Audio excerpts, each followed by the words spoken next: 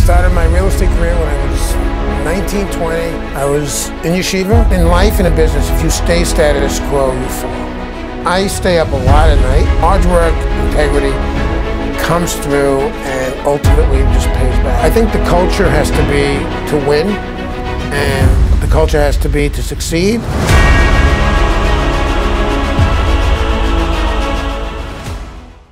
I actually started my own real estate debt and equity advisory firm, and I was curious to know how you got your start in the business. I started my real estate career when I was 19, 20.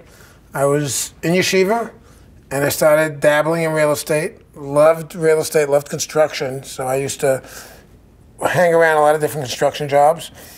I met a cousin of mine that owned a small property in Seagate, New York. And it was a really dilapidated building, and he was looking to sell it. And it was on the market, and he told me, "What are you doing?" I said, "I think I'm going to go into real estate because I'm trying to sell this piece of property I own." I knew a contractor that bought these type of things and fixed them up.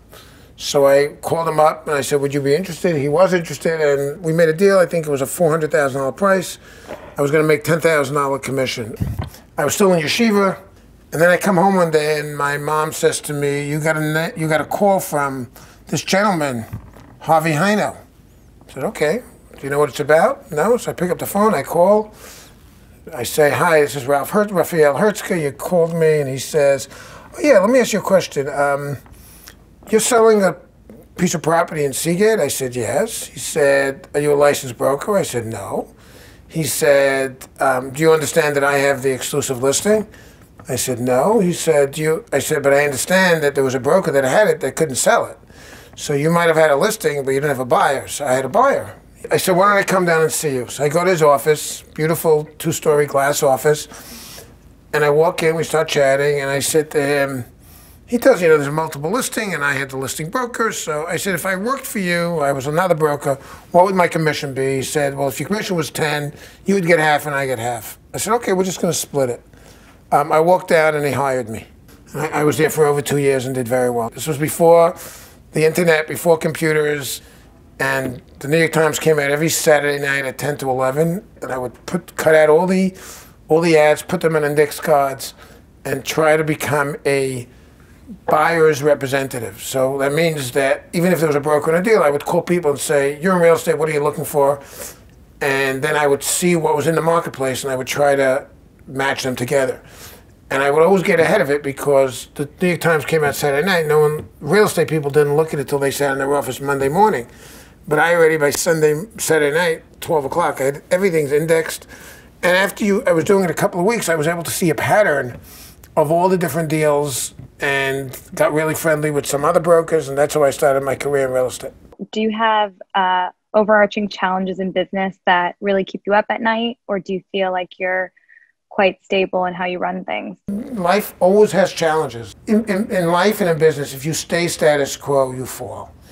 You either got to grow. You can't just stay, I'm comfortable. I'm a driving force in the business. So I stay up a lot at night. I'm thinking about, making sure that we stay ahead, because if you don't stay ahead, you fall back.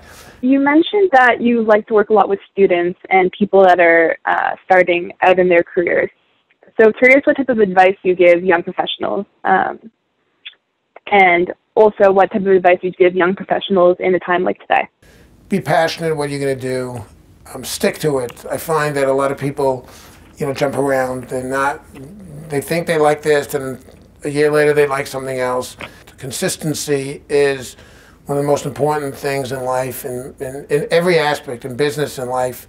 If you're sincere and brutally honest in any business you're in, whether you're a waiter or you're a real estate sales agent and other things, you will succeed over a long period of time, because honesty, truth, hard work, integrity comes through and ultimately just pays back in every aspect. So that is my ultimate advice.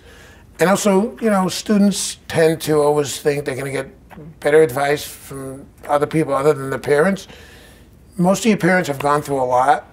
They have your best interest. Listen to them, because They really do mean the best for you. Listen to your mentors, listen to your rabbis. I think a mentor is such an important thing. We all think we're smart. There's always smarter people than us with more experience. When I was 25 years old and successful in business, I always would go to older people than me or younger people that were smarter and say, how would you approach this? What's your advice? Your company is very much growing. When you think about building out your team and the people you trust around you, how do you go around and look for people you trust and you can delegate on? You have to look at a pattern. If someone's moved around, is 32 years old and he's moved around 5 times since he left college, there's a reason for it. If you change careers, it's fine. But if you went from one firm to another firm to another firm, that's what says to me this is not my type of person. I'm very consistent. I need loyalty, but I also need stability. You get a sense of people. You get to talk to people. You spend time with people. You get their value systems, and you really try to develop it. And you got to walk slow before you run. I'm an extremely transparent person. If something's bothering me, I call the person up and say, I don't think you're telling me the truth.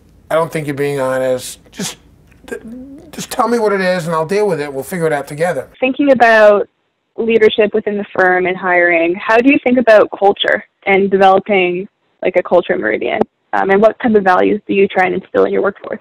So I have some fundamentals. I think hard work, devotion, showing an interest, and really trying to figure out, what his role in a firm is, his or her role, is what's really important. And I've had many years of experience with hiring people. I walked into a suit store and met a gentleman that was trying to sell me a suit, and he said, I got to get that suit from my warehouse was a couple of blocks away, and I said, I really can't wait. He goes, where is your office?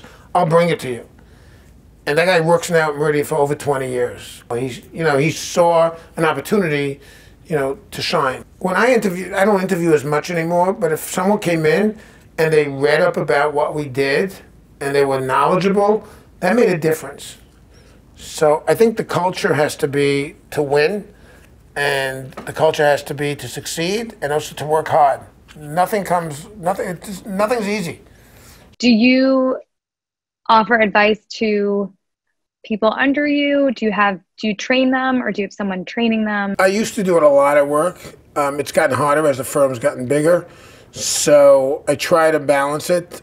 We have training programs. We have people that do that. But I'll just, stop people in the hall. What are your issues? And then I'm having an issue, a $2 million deal. I'll take it to my office and say, here, let me try to help you.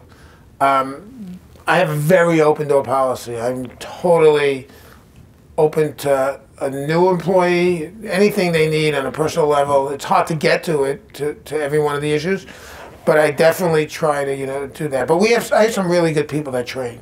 Even now, I've joined many Zoom calls with brokers just to give them encouragement. So, in this tough time.